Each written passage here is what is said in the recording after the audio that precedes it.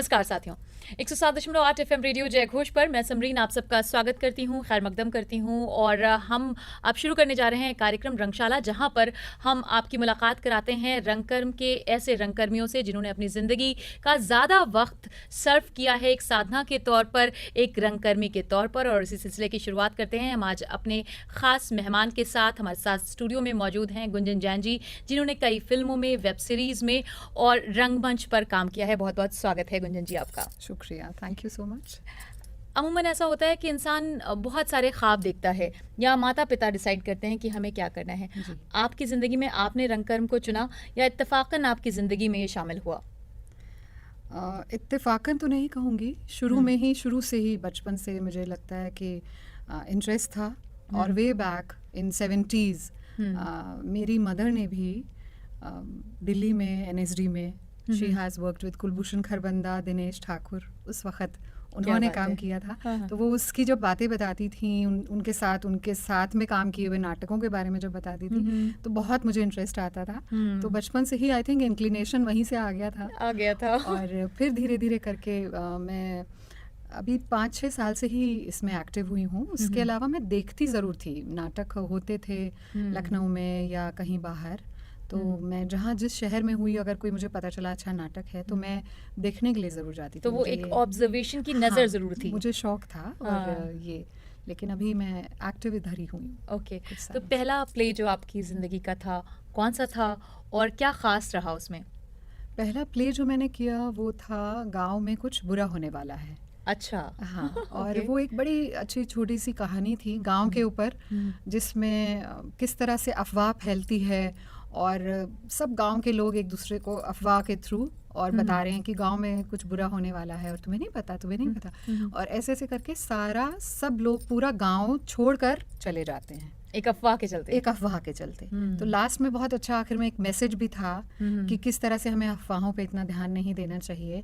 और इसमें एक अच्छी बात थी कि हम लोग जो हमारी उम्र थी जितनी, सब एक तो लेडीज़ थे इसमें, 12 से 13 हम लोग लेडीज़ थे। और सब ने जो मेल किरदार भी थे सब हम लोग लेडीज़ ने ही निभाए थे। अच्छा, ये बड़ी स्ट्रेंज चीज़ है। हाँ, तो आपने जब पहला प्ले किया उसके बाद ही आपको वेब सीरीज़ और फिल्म्स मिलने लगी, या एक लंबा दौर गुजरा और उसके बाद फिर आपने रुझान किया उधर, या वो भी कोइंसिडेंटली आपको मिलती गई, या था फोकस कि नहीं मुझे वेब सीरीज़ और फिल्म्स भी करनी है? नहीं, मेरा रुझान इस तरह का नहीं था। ये इंटरेस्ट मेरा प्ले की ही तरफ था। और it was just by chance कि मुझे ऑफ़र हुआ, एक फिल्म ऑफ़र हुआ और ये लगा कि ठीक है इसको मतलब कर सकते हैं। वो रोल ऐसा था और लगा कि मैं ट्राई कर सकती हूँ। तो कैसा एक्सपीरियंस रहा? क्या डिफरेंस आपने महसूस किया रंगमंच पर और फिल्मों में काम करने में?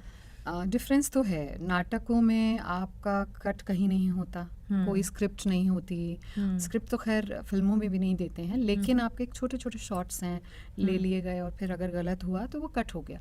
यहाँ पे ये है कि out of flow what ever you do it is, आपका प्रेजेंस ऑफ माइंड चाहिए आपको, कोई भी गुंजाइश नहीं है कि आप कट हो जाएगा या दोबारा उसको, जो एक बार में हो गया हो गया। हाँ, और कभी ऐसे में सिचुएशन ख़राब होती है या आउट ऑफ कंट्रोल हो जाता है, आपके हाथ से चला गया, आप डायलॉग्स भूल गए, उसी को बैलेंस करना होता है। उसी को दोबारा ऐसा लगेगा कि अब दोबारा तो कर नहीं सकते, बट हाउ डू वी इसको कैसे हम कर सकते हैं ठीक। ओके, तो कितना टाइम आपका खर्च होता है एक प्ले के लिए? कितने घंटे एक दिन में आप देते हैं रिहर्सल के लिए? ये डिपेंड करता है कि अब जैसे कोई भी प्ले है तैयार करने में, मुझे लगता है कि 1 महीने का टाइम एक अच्छे प्ले को तैयार करने में लगता ही है।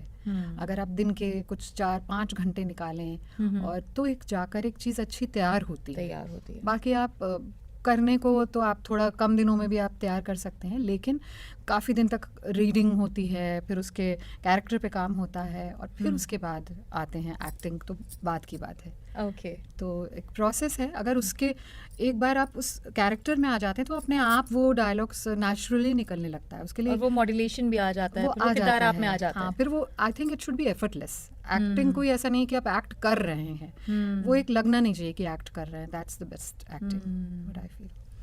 वक्त है एक छोटे से ब्रेक का और बातों का सिलसिला हमारी जारी है। प्रोग्राम चल रहा है रंगशाला, हमारे साथ स्टूडियो में मौजूद हैं गुंजन। एक ब्रेक के बाद आपसे दोबारा मुलाकात होती है।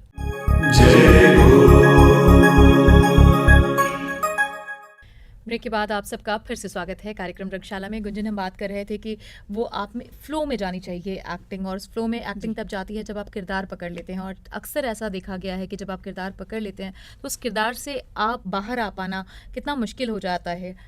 निकल पाते हैं आप या नहीं निकल पाते हैं?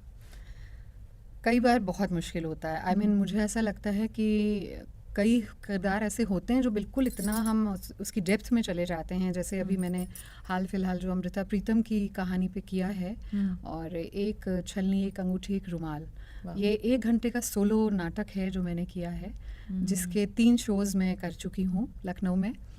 एक BNA में किया था, और दूसरा आली फाउंडेशंस में किया था, और तीसरा सनत कदम में किया था। सो आई वाज बहुत पसंद किया गया ये नाटक, और इनिशियली मुझे ऐसा लगता था कि मैं 1 घंटे का I can't carry this solo, इतने डायलॉग्स होंगे, सब कुछ मुझे ही करना है, there is no one to help me, और कोई कुछ बताने वाला नहीं है, कुछ नहीं। बट ग्रेजुअली आई थिंक बहुत उस कहानी को या उस कैरेक्टर को मैंने बिल्कुल जिसको कह सकते हैं कि जिया है, और वो काफ़ी दिन रात सोते जगते, मतलब हर समय साथ रहते थे, तो वो डायलॉग्स भी चलते थे, और वो करने के बाद भी बहुत दिनों तक वो एक चलता रहा। और फिर भी ऐसा लगता है ना, एक अनसेटिस्फैक्शन रह जाती है कहीं ना कहीं आर्टिस्ट के अंदर, कि ये मैं थोड़ा ऐसा ये कर सकती थी और बेहतर हो जाता, ये थोड़ा और ऐसे हो जाता। सो ये तो होता है, और कैरेक्टर रह जाता है, काफ़ी दिन तक रहता है आपके साथ। जब आप बात करते हैं नाटक की, तो सबसे ज़्यादा घबराहट ये मैंने देखी है यंगस्टर में, जो शुरुआत कर रहे होते हैं, पता नहीं स्क्रिप्ट याद होगी या नहीं होगी, इतने लंबे लंबे डायलॉग्स याद होंगे या नहीं होंगे। तो शुरुआती दौर का प्रेशर होता है, या ये चलता है आपके साथ? ये डिपेंड करता है आपकी मेमोरी पे कि आप कितनी जल्दी, या इतनी रिहर्सल होती है कि याद हो ही जाता है? हाँ, इतनी रिहर्सल होती है कि याद हो ही जाता है, नो मैटर वॉट। ओके, लंबा है, छोटा है, वट एवर। और मैं समझती हूँ कि लंबा छोटा कोई ज़रूरत नहीं है। अगर बहुत कम भी आपके डायलॉग्स हैं, 4-5 भी डायलॉग्स हैं एक नाटक में, और आपने उन्हें किया कैसा है, बोला कैसा है, वो इम्पोर्टेंट है। हाँ। निभाया कैसा है वो किरदार, वो ज़्यादा इम्पोर्टेंट है। और वो कैसे पकड़ा जाता है, किरदार पकड़ा कैसे जाता है, किन बातों से? ये ऑब्जर्वेशन होता है कि जब आप किरदार किसी भी, अमूमन मुझे लगता है एक आर्टिस्ट जिस नज़र से देखता है, हम आम लोगों की नजर वो नहीं होती है। ये एक फर्क होता है कलाकार में और ऑब्जर्वेशन तो होती ही है किरदार को देखने की। और हम मुझे लगता है कि रोज़मर्रा की ज़िंदगी में जब हम मूव करते हैं, जब हम कहीं, मान लीजिए कहीं आप रेड लाइट पे रुके, तो आपके आसपास जो हैं रुके कुछ लोग, आप कितनी चीज़ें देखने मिलती हैं आपको। तो अगर आप एक गुड ऑब्जर्वर हैं, तो मुझे लगता है एक गुड एक्टर आप हो सकते हैं। आसानी होगी आपको अभिनय को समझने में। आपने लोगों को ही नहीं देखा, सरसरी निगाह काम नहीं आएगी। You can't be like this, you have to एक डेप्थ में आपको जाना जरूरी है। कि चाहे आपकी एक मेड ही आई घर में, आपने 2 बार उससे बातें कुछ करी, आपने बातचीत, वो अवधि थोड़ा बोलती है तो हम उसके साथ बैठ जाते हैं, थोड़ा अवधि बात में थोड़ा हल्की बहुत आती है, मुझे ज़्यादा नहीं आती, लेकिन एक उसके साथ बात करने में वो एक मतलब एक लर्निंग प्रोसेस आपका कंटिन्यूस चलना चाहिए। बिल्कुल। ज़रूरी नहीं है कि किताबें और कॉपी लेके या आप टीवी ऑन करके अभिनय सीखें। आप रोज़मर्रा की ज़िंदगी में किरदार आपके सामने आते हैं, ज़रूरत होती है आपको उस नज़र की, जिससे आप उस चीज़ को कैसे सीख रहे हैं, ये इंपॉर्टेंट होता है। गुंजन, एक चीज़ मैं आपसे और जानना चाहूँगी, डिजिटलाइजेशन का दौर आया है, और अब इस दौर में हर चीज़ बहुत फास्ट हो गई है।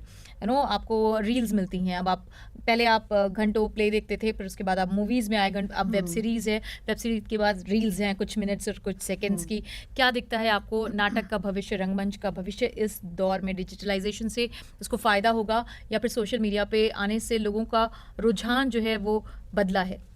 आई थिंक नाटकों पे इसका नेगेटिव इफेक्ट नहीं होना चाहिए। और आई फील इज जो रील्स बना रहे हैं, मैं भी बनाती हूँ अक्सर, मेरे को भी शौक है, ऐसी बात नहीं है, वो आप एक डिफरेंट, एक उसका अलग जॉनर है, लेकिन ये एक चीज़ अलग है, और कोई भी इसको कॉम्पेंसेट नहीं कर सकता, नथिंग कैन। तो ये एक अलग दुनिया है जिसको कह सकते हैं हम, और रोज़मर्रा की हमारी ज़िंदगी से कहीं ना कहीं छूती है, या हमारे आजकल के जो भी लोग हैं, कैरेक्टर्स हैं, आपको कहीं ना कहीं लगेगा, एक मैसेज मिलेगा। तो ये एक अलग चीज़ है, इसका कहीं कुछ उससे कोई कनेक्शन कोई नहीं है, चाहे connection जितनी नहीं भी आई थिंक हो जाए, डिजिटलाइजेशन हो जाए, कुछ भी हो जाए, लेकिन इसके जो लवर्स हैं, थिएटर के लवर्स हैं, जो ये इसके चाहने वाले हैं, वो हमेशा रहेंगे। लाइव ऑडियंस आपके पास वो रहेगा हमेशा उसका एक अलग पैशन होता है। I think that is you can beat anything. बहुत शुक्रिया गुंजन। और इससे पहले कि हम अपना कार्यक्रम यहीं पर इसको विराम दें, मैं चाहती हूँ कि जो लोग एक्टिंग सीखना चाहते हैं, अभिनय सीखना चाहते हैं, थिएटर से जुड़ना चाहते हैं, वो किन किन बातों का ख्याल रखें और किस तरह से अपनी स्किल्स को ब्रश अप करें बेहतर परफॉर्मेंस के लिए। जी बिल्कुल, मैं ये चाहूँगी कि जो इसमें आना चाहते हैं तो अच्छी अच्छी वर्कशॉप्स जो होती हैं, जो लखनऊ में भी मान लीजिए हो रही हैं, या कुछ लोग ले रहे हैं, जो काफ़ी सीनियर लोग भी ले रहे हैं, तो उनको ज्वाइन करें, सीखें। और सीखने की कोई उम्र नहीं होती, कोई भी। अभी मैंने प्रसन्ना सर की एक वर्कशॉप मैंने खुद अटेंड की, और बिल्कुल एकदम ऐसा लगता है कि मुझे कुछ नहीं आता। बिल्कुल हम हर वर्कशॉप में यही सोच के जाते हैं कि आई नो नथिंग। तो और बहुत जानने को, सीखने को मिलता है। और तो यही है, चीज़ें इस तरीके की आप चीज़ें करते रहें, और नाटकों को करिए, देखिए। कम से कम अगर नहीं कर रहे हैं तो आप उनका मंचन आप देखने जाइए, तो आपको ये समझ में आ जाएगा कि ये बुरा नाटक है, ये अच्छा नाटक है। जी, तो अगर आप कोई भी काम सीखना चाहते हैं तो उसके लिए डिवोशन, डेडिकेशन, ऑब्जर्वेशन और साथ ही साथ वक्त का मैनेजमेंट बहुत ज़रूरी हो जाता है। अब अपने इस कार्यक्रम को हम यहीं पर वाइंड अप करेंगे। अगले अंक में हम किसी अन्य मेहमान के साथ आपकी मुलाकात कराएंगे। तब तक के लिए हमें इजाज़त दीजिए और आप देखते और सुनते रहिए रेडियो जय घोष। बहुत बहुत धन्यवाद गुंजन जी। शुक्रिया, थैंक यू। जय